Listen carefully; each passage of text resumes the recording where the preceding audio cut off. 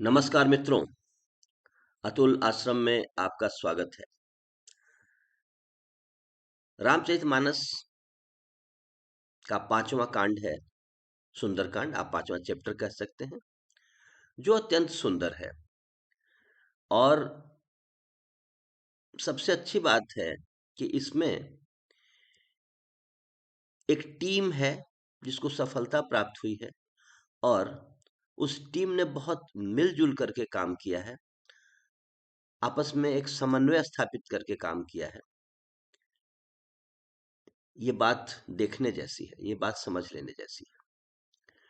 हम सब जानते हैं कि सुंदरकांड में जो टीम है वो दक्षिण दिशा की ओर प्रस्थान किया है। उस टीम के मुख्य सदस्यों का अगर हम नाम लें तो उसमें हनुमान है, जामवंत है, अंगद है, नल है, नील है और बहुत से वानर है उसमें। लक्ष्य क्या है, पर्पस क्या है टीम का? टीम को क्या कौन सा गोल दिया गया है? सर्च ऑफ माता सीता इन साउथ डायरेक्शन, दक्षिण दिशा में जाकर के माता सीता का खोज करना। अब इसमें यह दिखाई देता है कि टीम को कैसे लेकर चलते हैं, टीम को कैसे मजबूत बनाते हैं, टीम में कैसे भरोसा पैदा करते हैं, कैसे एक दूसरे पर हम विश्वास करते हैं, इस बात को भी इंगित किया गया है यहाँ पर।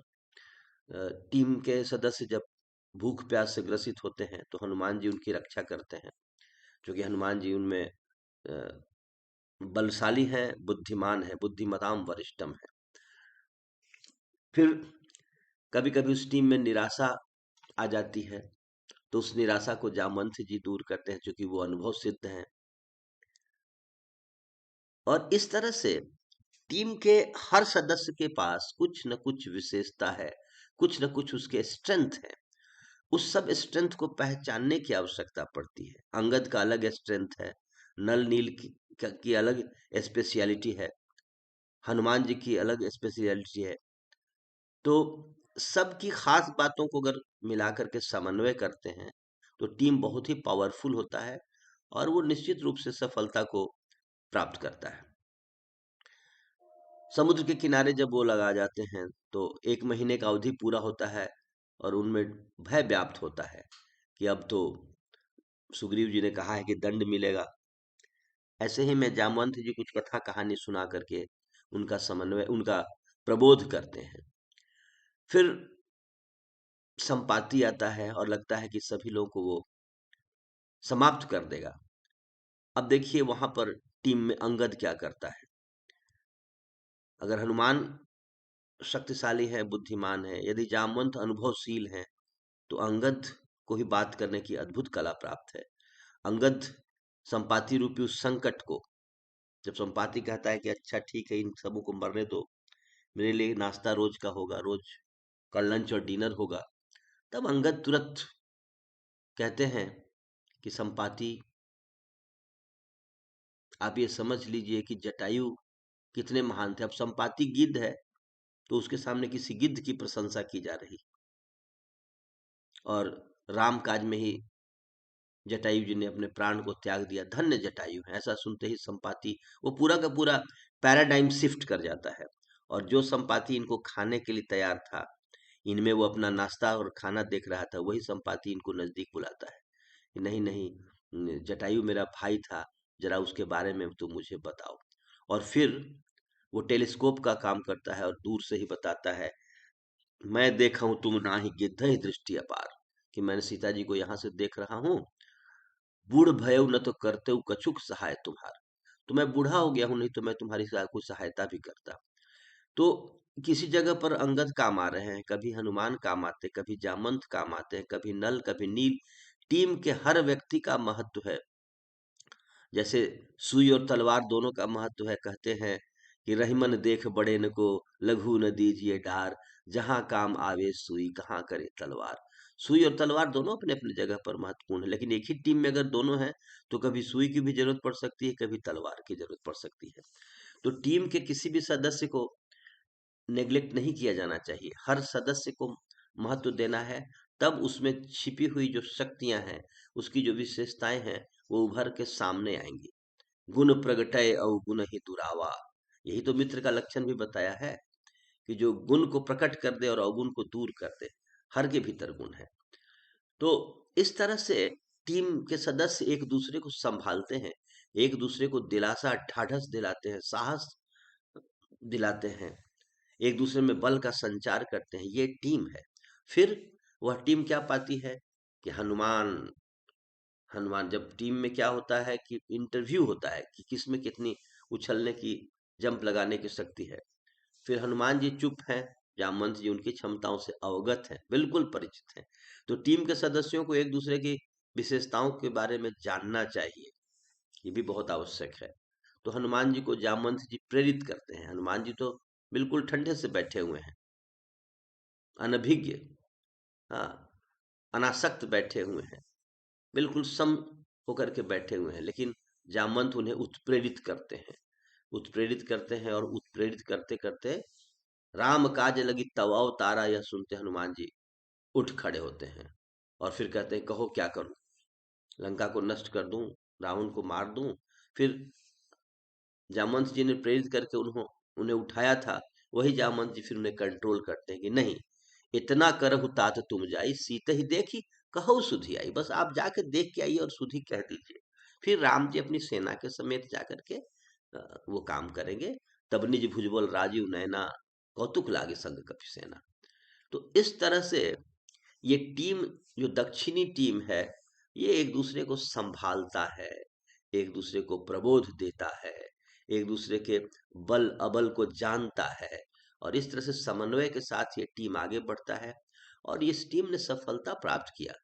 अंततोगत्वा सीता माता का पता लगा करके ये आए और इन्होंने राम जी को ये बताया, तो टीम भी सफल हुई।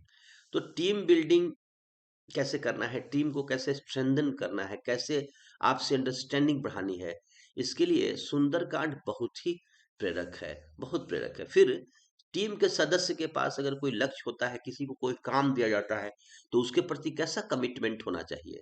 हनुमान जी जब चलते हैं, तो जैसे ही उड़ान भरते हैं, एक ऑफर आता है मैनाक पर्वत का कि कुछ स्नैक्स लीजिए, थोड़ा सा रेस्ट कीजिए यहाँ पर, हाँ, ये सर्विस एंड रेस्ट एरिया है, थोड़ा यहाँ पर रुक जाइए आराम। हनुमान जी ने कहा कि अरे अभी तो उड़ान नहीं भरा है, और फिर तब उन्होंने अपना प्रसिद्ध वाक्य कहा। जैसे ध्येय लिखा होता है, हर कंपनी का अपना कोई मिशन स्टेटमेंट होता है, उसी तरह हनुमान जी ने बहुत अपना ध्येय वाक्य क्या कहा, राम काज किन्हे बिना, मोहि कहाँ विश्राम। कि राम काज, हाँ, सीता जी की जो खोज है वो राम का काज है, और राम का काज का हमने संकल्प लिया है। तो जब तक हम अपने कमिटमेंट को पूरा नहीं करते हैं, हम विश्राम नहीं करेंगे।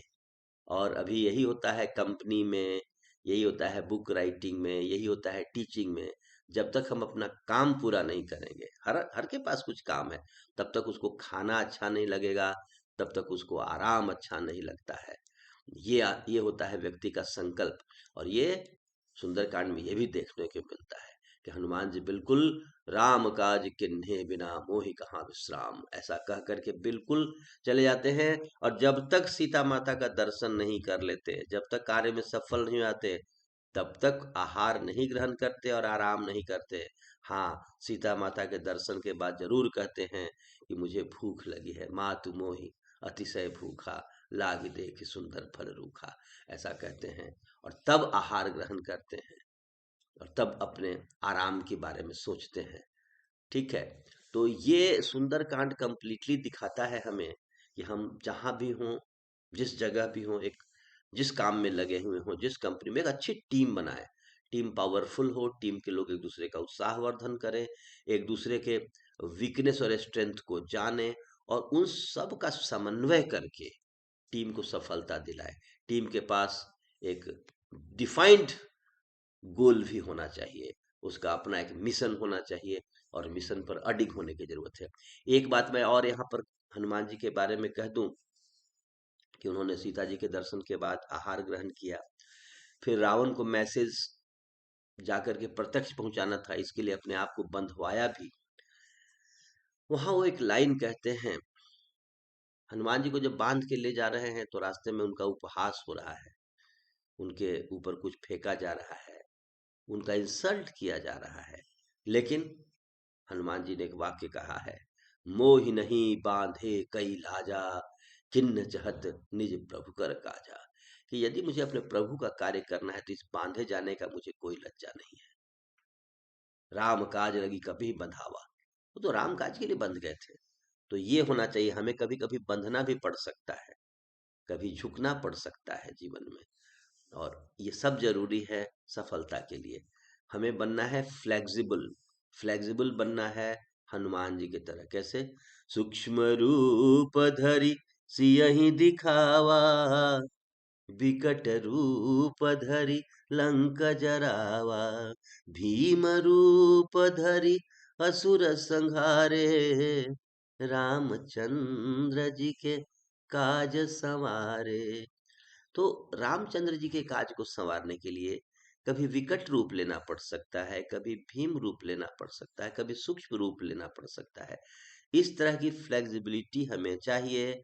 और मोहि नहीं बांधे कई लाजा, कीन्ह चहत निज प्रभु कर काजा। जो गोल लिया है हमने, जो लक्ष्य लिया है हमने, उसको हम पूरा करना चाहते हैं। इसके लिए मेरे लिए मान अपमान कुछ नहीं है, हमें बांधे जाने का कोई लज्जा नहीं है। इस तरह की बात होनी चाहिए। तो ये बड़े भारी मैसेज हैं जो सुंदरकांड हमें दे रहा है। और हमें अपने टीम को बहुत स्ट्रांग करने की जरूरत है, और विनम्रता पूर्वक अपने लक्ष्य पर काम करने की जरूरत है। हनुमान जी देखिए विनम्र भी बहुत हैं। अति लघु रूप धरऊ हनुमाना, बैठा नगर सुमिर भगवाना। भगवान का सुमिरन करके नगर में प्रवेश करते हैं। मसक समान रूप कपि धरई, लंकेहु चलेउ सुमिर नर हरि। तो हनुमान जी कोई भी काम करते हैं तो उसके पहले भगवान का स्मरण करके काम करते हैं, और जो काम की सफलता मिलती है उसको भी भगवान के चरणों में रख देते हैं।